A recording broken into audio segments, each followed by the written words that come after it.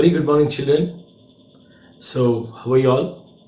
I hope everybody is fine, and also stay safe, stay home, don't roam unnecessarily on the road. Still, the problem is very high, and it's been said that these 3 months which are going to come are very crucial, and also you can see more number of cases of corona. So better stay at home. Okay, don't go out unnecessarily. Even if you go out, wear the mask and also use the sanitizer, and don't touch the mask with your hands when you're outside, because that will lead to the infection. Okay, children, right?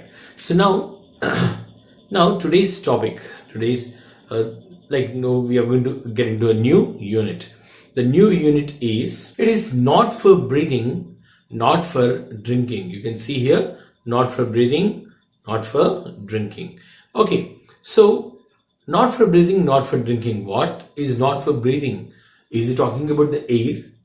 Is it saying that air is not for breathing? Then what will happen to us? We'll all die. Not for drinking. What is talking about? Is it talking about water? Because that is what we drink. And now, do you think it is not that useful for drinking? It is not that good for drinking? So that is all things we are going to see in this particular lesson, which is called as not for breathing, not for drinking. Okay, children. So now we'll go into the lesson. So one day, Akshay and his father Satyam, they were going on the road.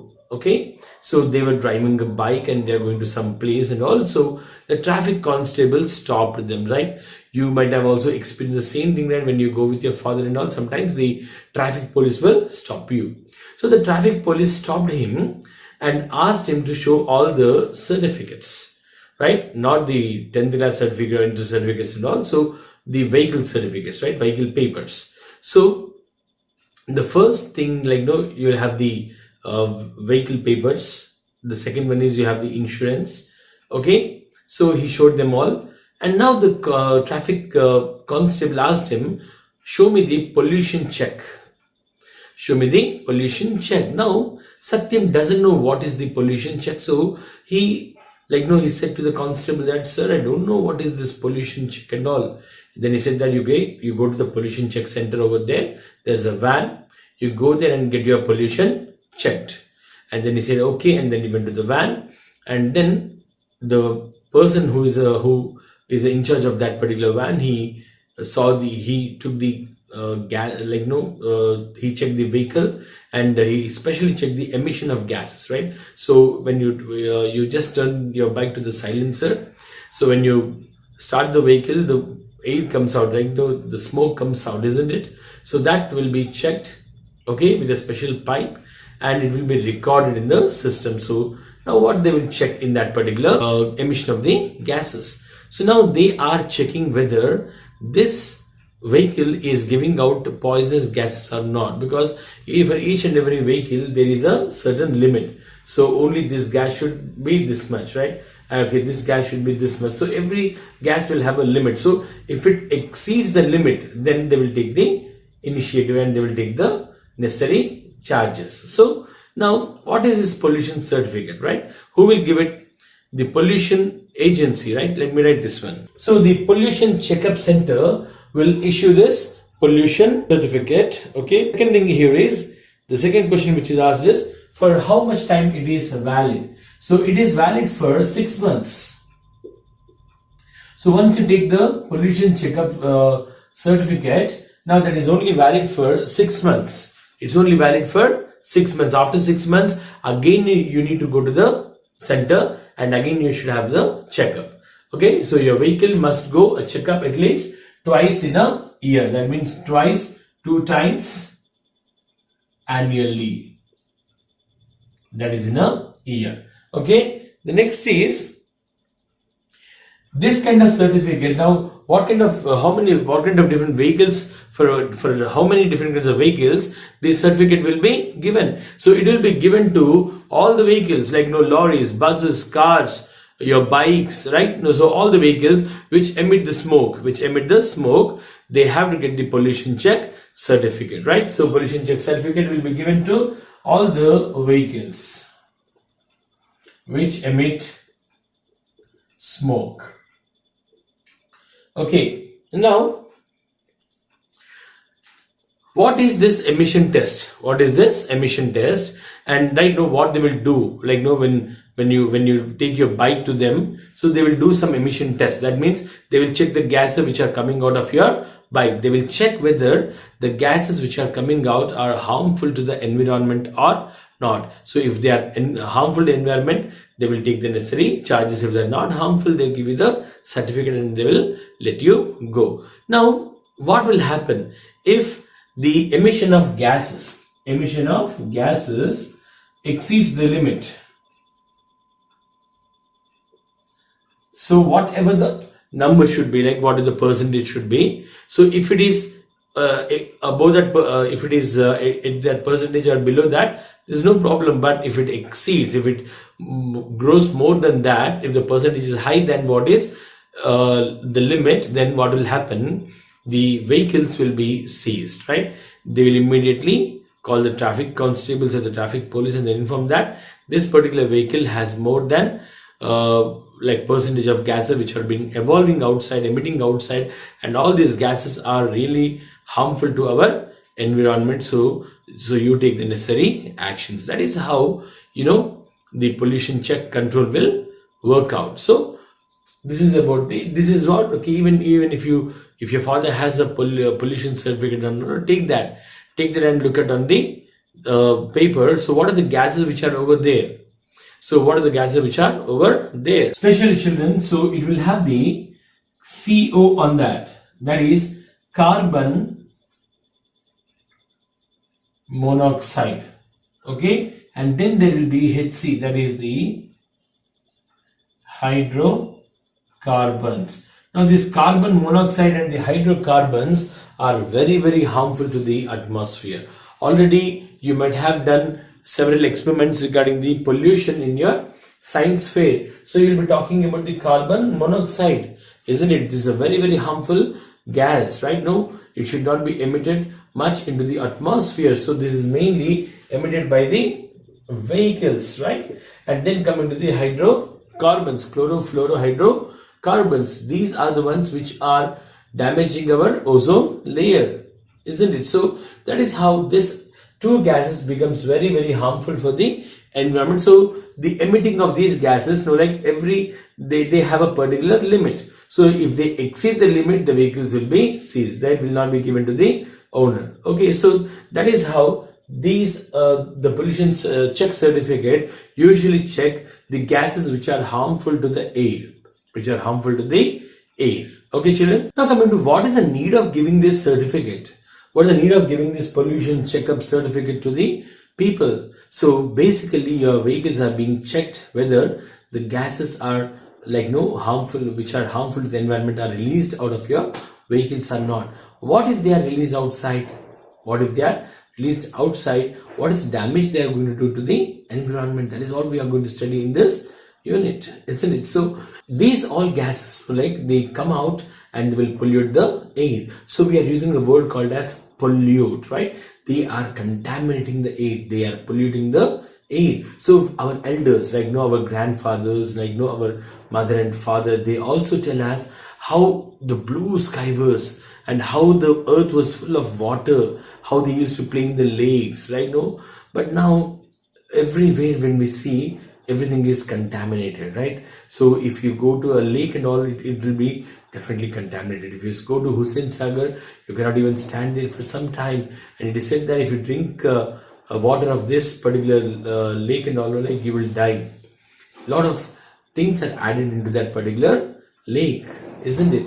So our air which is around us is not suitable for us to breathe, because people are suffering from respiratory problems. People are suffering from lung infections because of this gases. Recently you might have seen the leakage of the chemicals into the air, and so many people died, and so many people are they became very serious and all.